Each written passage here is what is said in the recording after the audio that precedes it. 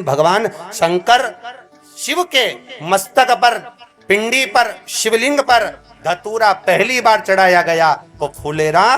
दूज का दिन था। इसलिए शिव महापुराण की कथा कहती है जिस दिन कोई मुहूर्त नहीं हो, कोई काम नहीं हो, उस दिन केवल फुलेरा दूज के दिन आप किसी भी दुकान का, व्यापार का, व्यवसाय का, जन्म का, आदि का कोई भी मुहूर्त कर लो, वो कभी ठप नहीं हो सकता, वो बढ़कर ही चलेगा। सारी जिंदगी के कांटे निकल जाते हैं, सारी जिंदगी के कांटे समाप्त हो जाते हैं फुलेरा दूज। कहते हैं दुनिया में सब दिन का दान, सब दिन का पुण्य समाप्त हो सकता है, और फुलेरा दूज का दान, पुण्य, सत्कर्म, भजन, कीर्तन, नाम स्मरण समाप्त नहीं होता। चक्कर आ जाते हो, अचानक गिर जाते हो, हापड़ी भराने लगती हो थोड़ा सा चलने पर, श्वास फूल जाती हो ज्यादा चढ़ने पर, उनके लिए विशेष है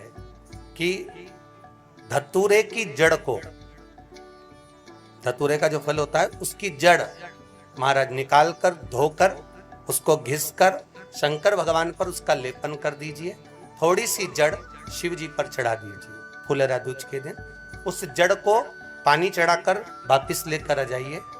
जो मिर्गी का मरीज होता है, जिसको दमे की शिकायत होती है, श्वास की होती है, चलने में हापड़ी भरा जाती हो, फुलेरा दूज के दिन दोपहर के समय पर उसको वो जड़ केवल 3 या 4 बार सुगंध में सुंगा दी जाती है, तो मिर्गी की बीमारी समाप्त हो जाती है, और जिसको दमा श्वास फूलता है उसको भी आराम लग जाता है। फुलेरा दूज के दिन उसके लिए नित्य आनंद का सुख दे जाता है।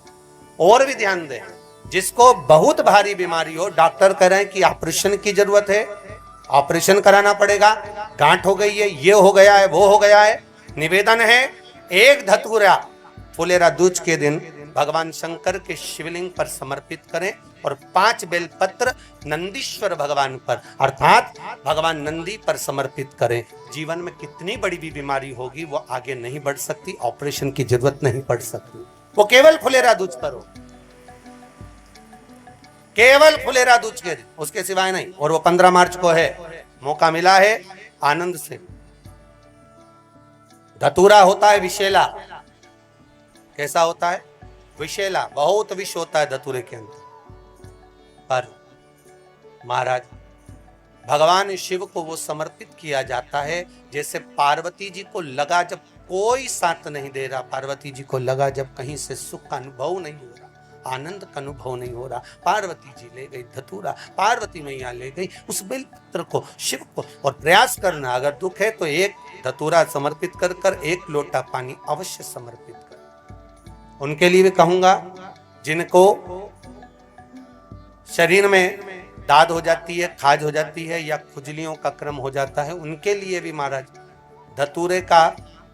पानी, धतूरा 1 लोटे में डाल दो, पानी रख दो उसमें, उसके अंदर थोड़ा सा चंदन डालकर वो पानी शिव जी को समर्पित कर दो। वही पानी को लेकर आ जाइए और कुछ देर तक शरीर में लगाकर बैठ जाइए महाराज। वो केवल फुलेरा दूज का है महाराज, उसको शरीर में लगाकर थोड़ी देर बैठ जाइए, 15-20 मिनट तक। शरीर के अंतर्गत कोई वस्त्र ना हो, उस वस्त्र को उतार कर उसको लगाकर बैठ जाओ। 2.5 से 3 महीने में दांत खाज, किसी भी चर्म रोग होगा वो धीरे धीरे समाप्ति की ओर हो जाएगा। महाराज फुलेरा दूज का महत्व शास्त्र कहता है, भले इसको छुपा कर रखा गया हो शास्त्रों के अनुसार, पर इसकी महत्व, जो दुकान, जो व्यापार, जो व्यवसाय, और पहले भी आपको कहा, मान लो आप शिवरात्रि के दिन रात को भगवान शंकर को धतूरा चढ़ाते हो व्यापार व्यवसाय के लिए, और वो धतूरा आप शिवरात्रि के दिन सुबह 4 बजे से पहले नहीं बांध सकते, तो उस धतूरे को फुलेरा दूज के दिन लाल वस्त्र में बांधकर अपने व्यापार वाली जगह पर बांध दो। जीवन में कभी व्यापार नीचे नहीं जाएगा, बढ़ता ही चला जाएगा। और उनके लिए भी निवेदन करूंगा जिनके यहाँ कर्जा बहुत है, बहुत कर्जा है, चूक ही नहीं रहा, पैसा ही नहीं रहा, व्यापार चले तो कर्जा चूके, उनके लिए भी निवेदन करूंगा। 1 धतूरा बेलपत्री के पेड़ के नीचे शिवलिंग का निर्माण कर कर फुलेरा दूज के दिन उस धतूरे को अपनी कामना कर कर हल्दी में भिंगोकर उसको भगवान शंकर को समर्पित कर दीजिए अपनी कामना कर कर। उसी हल्दी की 1 बिंदी अपने साथ में रुमाल में लगाकर अपने व्यापार व्यवसाय की जगह पर लेकर जाइए। कर्जा धीरे धीरे धीरे धीरे जब चूकेगा, जब लक्ष्मी आएगी, तो लक्ष्मी की वृद्धि भी वो करता महाराज। ये फुलेरा दूज के ऊपर जिस दिन मां जगतजननी जगदम्बा अंबा स्वयं भगवान शंकर को मौन होकर देख कर विलापित होती हैं, नैनों से नीर बहता है, शिव को हुआ क्या, शंकर को क्या हुआ, योगरदानी को हुआ।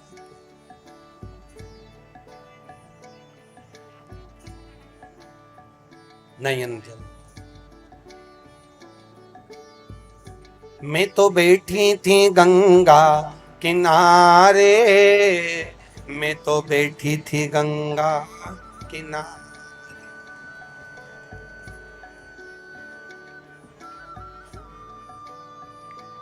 ऐसा धक्का दिया ओ बोले दिल तुझको दिया ओ। भगवान शिव ओगड़दानी, त्रिकालदर्शी, कैलाशी, अविनाशी, इस चित्तवृत्ति के मन की बात को धारण करने,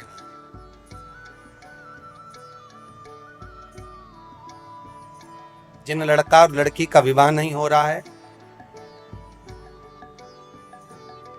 महाराज,